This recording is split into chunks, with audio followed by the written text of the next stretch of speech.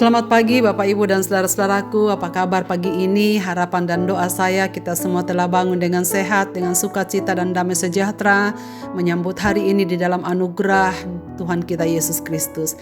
Senang sekali kita berjumpa kembali melalui Renungan Pagi edisi 9 September 2022. Saudara, masih kita akan merenungkan 1 Samuel pasal 1, pagi ini dari ayat yang ke-24 sampai 28, demikian. Setelah perempuan itu menyapi anaknya, dibawanyalah dia dengan seekor lembu jantan yang berumur 3 tahun, 1 eva tepung dan sebuyung anggur, lalu diantarkannya ke dalam rumah Tuhan di Silo. Waktu itu masih kecil betul kanak-kanak itu.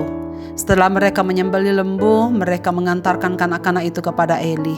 Lalu kata perempuan itu, "Mohon bicara tuanku, demi tuanku hidup, akulah perempuan yang dahulu berdiri di sini dekat tuanku untuk berdoa kepada Tuhan. Untuk mendapat anak inilah aku berdoa, dan Tuhan telah memberikan kepadaku apa yang kuminta daripadanya. Maka aku pun menyerahkannya kepada Tuhan, seumur hidup terserahlah ia kiranya kepada Tuhan." Lalu sujudlah mereka di sana menyembah kepada Tuhan.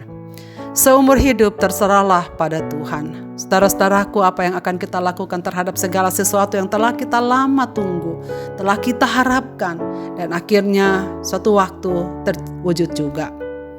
Jika kita adalah orang tua yang mengharapkan anak-anak seperti Hana, bayangkan saudara sekalian, setelah sekian tahun menanti, akhirnya mendapatkan seorang anak. Bahagia? Ya. Sukacita? Pasti. Akan sangat menyayangi dan menjaganya? Sudah pasti. Saudara sekalian, bayangkan bagaimana bahagianya Hana di waktu itu. Dianugerahi seorang anak laki-laki yang sehat, seorang anak yang telah didoakannya selama bertahun-tahun.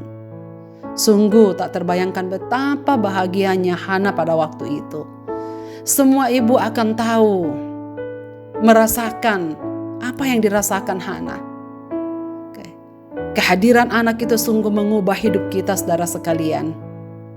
Dan saya percaya seperti ibu-ibu lainnya, Samuel pasti disayangi oleh Hana, bahkan mungkin bisa lebih lagi. Betapa besarnya kasih Hana terhadap Samuel, bahkan mungkin tak ingin terlepas sedikit pun. Saudara sekalian, saya percaya Hana sangat menjaga, menyayangi Samuel. Tapi menariknya, bagaimana ia memperlakukan Samuel. Samuel itu adalah anak yang luar biasa baginya, sebab itu dialah yang mengangkat derajat Hana, menyembuhkan luka batinnya yang sekian lama ditanggungnya. Bagaimana ia bersyukur menyambut kelahiran putranya. Saudara, tanda syukurnya diwujudkan dalam kesetiaannya terhadap nasarnya. Ia bernasar bahwa jika Tuhan mengingatnya dan memberikan dia anak itu akan dipersembahkannya kepada Tuhan. Dan ia menepatinya. Teks yang kita baca tadi dikatakan setelah anak itu disapi, setelah anak itu melepas tetek dari ibunya. Masih kecil betul anak itu. Saudara, saya memikirkan di bawah dari 3 tahun. Dan pada saat itulah Hana dengan rela melepasnya dan menyerahkannya dalam bimbingan Imam Eli yang sudah tua. Saudara sekalian, sebenarnya tidak masuk akal. Hana sudah tahu bagaimana keluarga Imam Eli, bagaimana perangai anak-anaknya yang tidak menjadi berkat. Tapi kondisi ini tidak membuat Hana untuk tidak menyerahkan anaknya demi ketaatannya kepada Tuhan seperti yang ia nasarkan. Sebab baginya menyerahkannya ke bait suci di Silo sebenarnya adalah menyerahkannya kepada Tuhan. Menyerahkannya ke dalam pengasuhan Imam Eli sebenarnya adalah menyerahkannya ke dalam bimbingan dan pengasuhan Tuhan itu sendiri. Itu sebabnya kondisi di sekitar bagaimana Samuel akan hidup di Silo itu tidak menjadi perhatian mereka.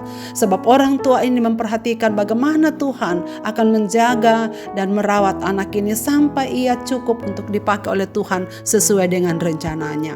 Saudara sekalian, itu sebabnya dengan rela hati ia melepasnya karena ia memandang kepada Tuhan, bukan memandang kepada manusia Imam Eli yang akan menerima Samuel, bukan. Dan ini menunjukkan betapa Hana adalah seorang ibu yang luar biasa. Samuel dididik dalam ketaatan sejak dari kecilnya. Dan saudara bayangkan ketika anak ini diserahkan ke bait Allah, sang ibu ini hanya datang menemuinya setiap 1 kali setahun sambil membawakan pakaian untuknya. Wow, ini luar biasa. Sikap hati Hana yang tak pernah merasa bahwa anaknya adalah miliknya, dan karena itu ia bebas memperlakukan anaknya.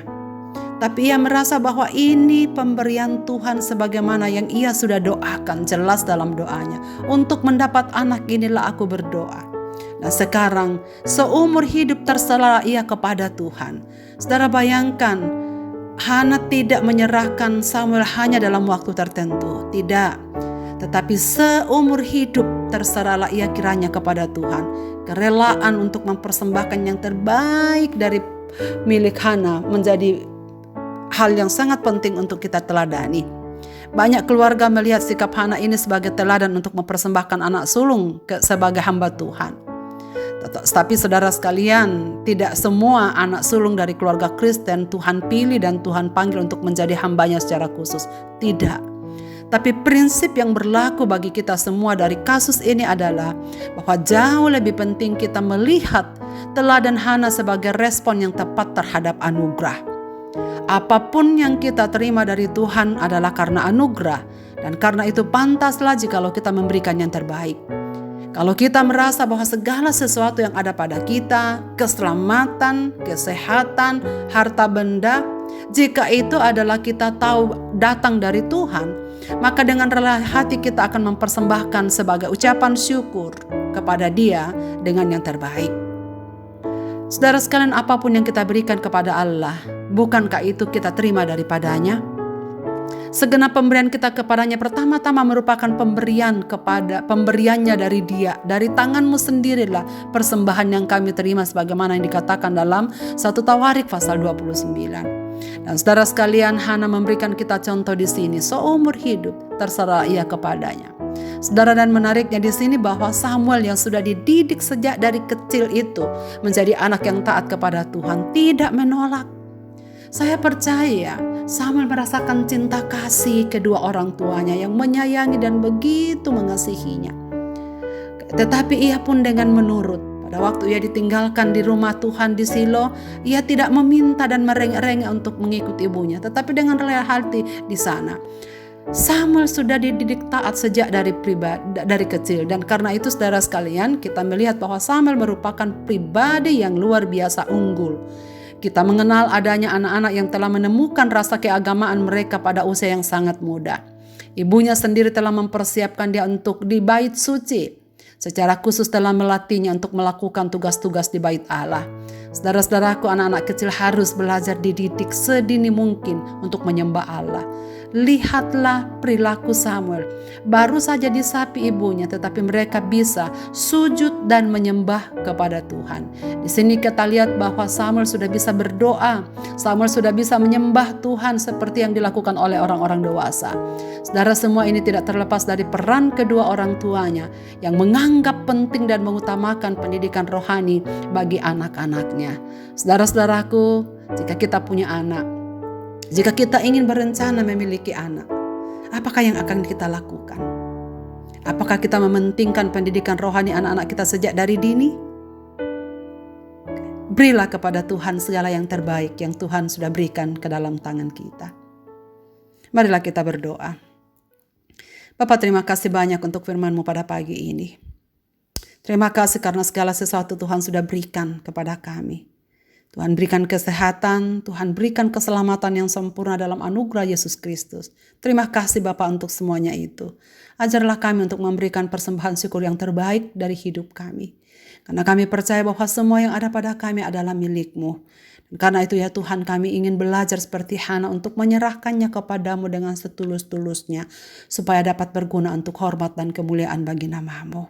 Ya Tuhan, hamba-Mu mendoakan segenap pendengar renungan pagi ini dimanapun mereka berada, pakailah hidup mereka sebagai kesaksian yang hidup, mewartakan kasih-Mu, karena kami adalah umat-umat ketebusan-Mu, sehingga apapun yang kami kerjakan, semua kami kerjakan untuk hormat dan kemuliaan bagi nama-Mu, sebagai persembahan khusus kami, karena kami tahu bahwa apa yang kami punya berasal daripada-Mu. Ke dalam tangan kasih-Mu Bapa, kami serahkan kehidupan kami di sepanjang hari ini. Demi Kristus Tuhan kami berdoa. Amin.